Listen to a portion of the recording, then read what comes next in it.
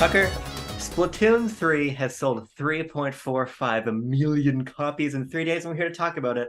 I, of course, am Abram Buhner. You, as I said, are Tucker Hazel, and this is Backlog Banter. And if you want to talk to us about Splatoon or anything else at all, join our Discord. Link at the top of the description, but that's not what we're here to talk about. Instead, Tucker, we're here to talk about those insane sales figures. Yeah. And here's the thing about this number, Tucker. 3.5 million copies in 3 days, as reported by Nintendo in a one-off blog post, basically flexing their dick and balls, saying, "Look at how big these are!" Right? For no other reason. For no other reason. This makes it the fastest-selling launch period game in Japan's history. Period. Yeah. And it does something else, and I wanna take a moment to monologue to you for a second, Tucker. Well, okay, that's what this whole video has been so far. So might as well continue that trend. Sure, because I have pulled up this list here from Nintendo Life, as reported by Nintendo Life, about the Switch worldwide sales update. These are the most recent sales figures we have. So I'm just going to start to read out some games, okay? Oh, okay. Every game I read out here is going to be a game that lifetime sales are less than Splatoon 3's first 3 days in Japan only. The numbers and about possibly physical copies only? No, it's or definitely digital both. included? It's Okay. Just want to. But just again, these are worldwide lifetime sales figures against Splatoon's 3-day pull in Japan. Okay, ready? Yes. Splatoon 3 has sold more than Bayonetta 2, Dr. Kawashima's Brain Training, Big Brain Academy, Astral Chain, Nintendo Labo, Toy-Con 1, Marvel Ultimate Alliance 3, Mario Kart Live, Miitopia, Xenoblade Chronicles Definitive Edition, Pokemon Mystery Dungeon Rescue Team DX, Octopath Traveler, Captain Toad, Pikmin 3 Deluxe, Mario Golf Super Rush, Xenoblade Chronicles 2, ARMS, Yoshi's Crafted World, Paper Mario Origami King, and then, Tucker, it's about on par with 1-2 Switch, Fire Emblem Three Houses, and Kirby Star Allies, as well as Clubhouse Games and Tropical Freeze. Again, that's ballpark, and with the worldwide numbers for Splatoon, it's probably going to be above those games. In addition to likely I'd say Tennis Aces. easily cross 5 million, maybe. It's possible. That's about where I'd stop. But just imagining that for a second, all of those games, most of those, it's categorically already beaten. In the last couple, when we get those worldwide figures, it will 100% smoke. And then by another week, and then by another month, and then it keeps climbing, climbing. So this is 3 days. Yes. There's a couple things I want to say here, Tucker. Okay.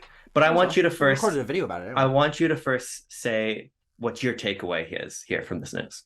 If I you have one. I think that the takeaway is that this shuts up people about Splatoon not being the big deal that it is, that we made a great video about, by the way. Did not get enough views. I'll leave a link in the corner.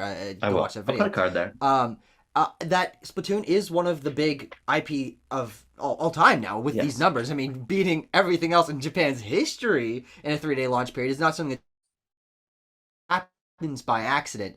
And you're talking here about Kirby, about Pikmin, about Fire Emblem. These are the Nintendo franchises. And this has already beaten some of the best entries in those series, best-selling entries in those series in 3 days. And that, the bar for this is not insanely high, because those games sold well, but they didn't sell super well. But that to have already beaten lifetime sales of these games, of these huge IP name brand games, is incredible.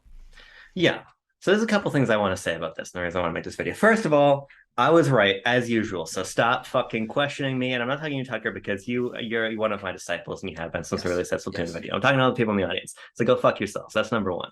Number two is that this illustrates maybe better than anything else ever the myopia within people who gatekeep or taste make what an important Nintendo franchise is. You're 100% right. Yeah. Because you say Pikmin and all these franchises, they sell nothing. They never have. Yeah. But they're established and long lasting. So basically, I think that this immediately... Kirby and Yoshi have been around for longer than us. Right.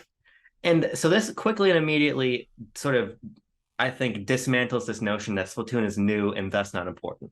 Yeah. It is far more financially lucrative than many of the legacy titles in Nintendo stable. Yep. So there's a couple things I want to say off the bat. But the main thrust for me making this video, Tucker, is a tweet I put out earlier today.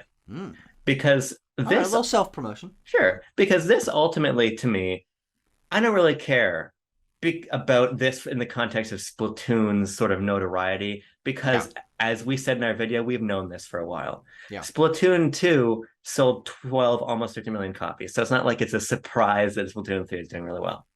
But what I said here... Which means that by now, it's this game, by the end of maybe next week or by the end of the month, this will already be halfway there. Oh, absolutely. It'll I wouldn't be surprised if it outsells Splatoon 2 within a year. Yeah, of course. So we'll I see. don't doubt that either. So I said, quote, I actually can't process how many copies Splatoon 3 has already sold. I mean, 3.45 million in Japan alone is genuinely outrageous. Worldwide sales comfortably put the game ahead of many Switch games' lifetime sales. Mm-hmm. This is the important part. Yes. So yeah, don't expect new hardware anytime Mm. soon. Sure. To Yeah, yeah. which friend of the channel, friend of ours, Botox Media, that's his full legal name, replied to me and said, crazy seeing the disconnect between the sales numbers and people on forums thinking the Switch needs a revision because Yeah. it's quote unquote, as he says, dying. LOL. Yeah. And this is actually the conversation I want to have. Oh, Um, hard shift. Get your this or is a slight just shift. yeah, a little bit of a shift Light shift. because I was listening to Sacred Symbols last night. Sure. And they were talking about sort of the importance of Call of Duty Mm. and PlayStation's whole mantra of they can't do this to our players. They can't take away Call of Duty. And the leaked memos saying Call of Duty is the most important game, and we could not physically come up with something to replace it if Xbox Yeah. takes it away from us. It's possible. And what Chris Raygun says, aptly, is that look at what Nintendo does. Yeah. And they don't have Call of Duty. And this isn't a conversation about Call of Duty, but what he said and what Colin and Dustin followed up on, and what kind of catalyzed, I think is a really interesting idea that Nintendo is just so insulated from anyone else in the industry that doesn't matter Yeah. because they generate incredible, unbelievable money on software sales. Yeah. When Nintendo sells a copy of Splatoon 3 at retail, you got to split a bit with the actual store, but whatever. Yeah. The point is, in most cases, Nintendo is making the commanding majority of every $60 spent on one of their games. Yeah. So when you think about 35 million copies of Animal Crossing: New Horizons, you multiply that by 60, and almost all of that money went directly back to Nintendo. Yeah. The point being, Tucker, and I'm curious what you think about this, is that there is a narrative that continues to grow in strength every year that the Switch needs a Pro, Mm-hmm. the Switch needs to be replaced because the Switch has no power. Yeah. And that is true. I've got a PlayStation Yes. 5 there and an Xbox Series X behind it, and my Switch could not touch those. It couldn't touch my broken PS5. But I think that people are missing the forest for the trees when something like this happens and Nintendo sells a truly unfathomable number of copies of a game. Mm-hmm. The Switch will only be replaced when they can no longer move software on it. Yeah. And so when I see something like this, Tucker, I think to myself, not only is Nintendo insulated from whatever the industry, all the turmoil in the industry, the acquisition wars and everything right now, but I also see a platform that is going to last 10 years. I see that and say, okay, that's fine. Yeah. I get why Nintendo said the Switch is in the last 10 years, and now I believe them. So what do you kind of think about this idea that I've raised to you? Do you view these Splatoon sales in any way as sort of a reflection of the Switch's potential lifespan, as sort of its market position, anything like that? There are three things that come to mind. You're doing this beautiful monologue. I'm Sure. drinking it into my ears, and I'm coming up with things to talk about. Sure. Not that I disagree with you. I'm completely on your side here, but just to continue the conversation, is number one this myopic viewpoint is, I think, the main crux of why people are saying this at all. Is the people that are saying this are from a very niche perspective. It's the people that are hardcore gamers that are used to something like PC or any other console outside of Nintendo having a bare minimum of power, and then when they play the Switch, like, yeah, these are good games, but I wish they were on that level of parity, which I don't think is unwarranted, but it maybe is a kind of myopia that comes from people not being as familiar with Nintendo's history as we are, with them being able to make more money selling consoles at a lower power and being able to keep them out longer and stay different from everyone else. These are things that we're aware of that people generally aren't aware of because people don't study the history of games like we do. They're not aware of those. So I don't blame them from that regard. I do. Whoops. Yeah, no, Tucker, I think you make a great point about people being uneducated. And it sounds stupid, but it's true. Sometimes people just don't have all the information. Yeah. And I think that this is a great opportunity for people to look at the Switch ecosystem and say, well, there's something going on here that feels irregular, that doesn't seem to make sense in tracking against the rest of the industry's progression. And this has always been the case, as you're saying. It goes back to our good friend Gunpei Yokoi, who designed a lot of early Nintendo hardware and the idea of lateral thinking with withered technology. Yeah. implement weaker tech in a new way and sort of find a new way to extract fun and power longevity out of it. Hmm? And what you have to recognize is that if that is the company's MO, the only thing that matters is software sales Yeah. because they're not trying to chase the bleeding edge of power. There are not, I think, maybe for better, maybe for worse, is a different conversation, but there are not third parties saying, look, I need more power if I'm going to Yeah. get my Yeah. game Yeah. on your platform, right? That's not happening. There are plenty of third party games on Switch, but they don't sell what Nintendo's games sell. And Mm-hmm. frankly, that's not important to Nintendo. All that's important to Nintendo is Nintendo in Mm-hmm. terms of their bottom line. Their business is entirely predicated on making 100% of every single exclusive game sale on their platform. So it's just a sort of thing of the Switch will be dead when you can't do this anymore. Yeah. They reached a point in the Wii's lifespan where software sales plateaued and the need for the Wii U was apparent. Like I think about Skyward Sword, it did not sell very well. It sold a couple million units, and a couple million units in holiday 2011 on an install base of like 100 million is very bad. That Yeah. that illustrates that what sells Nintendo's hardware, what keeps them afloat, the software needs a new home. And until software needs a new home, Nintendo does not need a new platform. Yeah. And so I just think that this morning obviously is immediately subsumed by the news about the direct, which we'll be live reacting to tomorrow. Yes. But this was such an important moment to plant our flag in and recognize, okay, the Switch is not going anywhere. There's Yeah. no imperative for the hardware to move. Yeah, so I was able to crystallize my thoughts, and I actually wrote them down so I wouldn't let them slip my mind again. Yes. But the main thing that I do think is interesting about where I try to put myself in the narrative of these people who are uneducated, they don't know what's going on, dumb my Sure. mind down a little bit, of Sure. course. Not talking to any viewers of Backlog Banter. You guys are all incredibly Smarter than smart. us. Love you. Whoo, dog. But Well, is that... Okay, all right, the last stretch.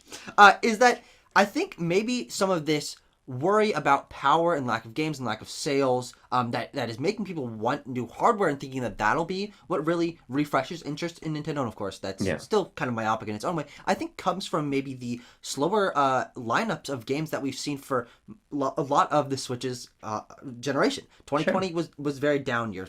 People have one or two games from 2018 or 2019 that they grabbed onto. 2021 didn't really have many big breakout hits. There wasn't those top tier titles that you were getting. Well, Yeah. like there were a few, but outside of that, it wasn't holy crap. We're getting the new Mario Kart. We're getting the new Zelda. It's let's hold off. Let's get a Metroid that sells okay. Let's get a remake of Pokemon. This Yeah. isn't what's driving the generation forward. But I think this year, if you sort of take a step back and look at this as the crown jewel of this year, but supported on either side by two Pokemon games, Right. by Xenoblade, by Kirby. There's so many tentpoles this year that this is that mid-gen refresh that we've been waiting for. And I think that this is the perfect example of that. And I think that the narrative will probably start to change as people realize and look back on this year and realize, okay, they did have big titles coming out every month, and the vast majority of them sold very well and were very well received. Right. We're not talking about one or two like it was for many of the years of the Switch, because people, obviously because it was newer, but people didn't have this issue in 2017 because they were too busy playing all these damn games that were coming out. But we've spent so long in the Switch's life cycle, but where are the games? Why aren't they coming out at this pace that maybe we're wanting? And okay, now I'm seeing where these flaws are happening, but there's so many games and they're selling so well this year that this will carry it for another few years. If we didn't have this year, I could definitely see where other people are coming from. We need a refresh. We need there to be a reason for people to get back into Nintendo full on. But now they're selling all these games. The Switch is selling even better with all these games on it, and so that's what's going to carry it to that 10-year life cycle that maybe we would have not seen coming a couple years ago. Yeah, I think you make an interesting point about like narratives, right? Yeah. The narratives people spin around Switch. But I think the most important narrative to remember is to most people who own Switches who are Nintendo fans, 2017 had two games in it. It had Breath of the Yeah. Wild, it had Yeah. Mario Yeah. Odyssey, and no one gives a fuck about anything else. Mhm. But the best-selling game of that year is Mario Kart 8 Deluxe, which its sales are basically Breath of the Wild and Odyssey is almost combined, right? Yeah. The point being is that everybody's wrong. And as a fan, I What about don't you? really. Well, here's the thing. As a fan, I usually don't care to talk about sales because I don't think sales are a strong indication of creativity almost Sure. ever. Yeah, absolutely. Because you got to remember, you say that last year was middling, whatever, and I certainly agree. I only ended up liking a handful of games to put out last year. Hmm. But BDSP sold better than every single game I liked on Switch that last year combined, right? Yeah, And BDSP, it's a low quality remake, but that's where the audience is. yeah, That sold more than Legends Arceus. It's probably going to sell more than Scarlet and Violet. yeah. Probably. Oh Jesus, is that? Oh, I don't know about that one, but we'll put a pin in Maybe. that. Yeah. But the situation is like at a certain point, you do have to take a minute and just look at the data Hmm. and look at what does this mean? Because sure, maybe these years are, they are varying qualities, but sales wise, Nintendo's not had a slump. Yeah, yeah, yeah. Maybe they only had Animal Crossing of consequence, right, in 2020, but Animal Crossing sold more copies than most of PlayStation's first party titles put together, Yeah. right? And And that most of games that exist. right. And then they sold 8 million copies of 3D All Stars after Yeah. announcing it 2 weeks prior. Hmm. The entire point of what I wanted to bring into this conversation is not necessarily that Nintendo's going in a great creative direction. I think they're relying too much on old content. I love Hmm. Splatoon 3, but I think that there are a lot of reasons to be very skeptical of how it feels like Nintendo is making a lot of decisions predicated on the money they'll make opposed to the creative risks being taken. Sure. Yeah. I think that there is a lot of flaws in the Switch ecosystem. But I think it is indisputable that it is in a healthy financial position. Yeah. And I think anybody that says the games aren't there, the power is not there, the Switch is doing badly are just wrong. Yeah. And Splatoon sales figures are an example of just being of the observable health of the ecosystem. Absolutely. Yeah. It's a different conversation to talk about. It creatively. Hmm. I think Nintendo's put up 2 good games this year. So I'm not coming from a position of, oh, Nintendo sales are good, so you can't talk bad about them. That I always part of the reason I don't like talking about sales is because it feels like you say, but BDSP is lazy, but people say, but it's still 15 Yeah. million copies, and I say, It's like plot armor. right. It's It's like, unfair plot armor. yeah, I'm like, both things are true. And Yeah. and that's why I prefer to talk about games for their creative merit opposed to their Yeah. financial merit.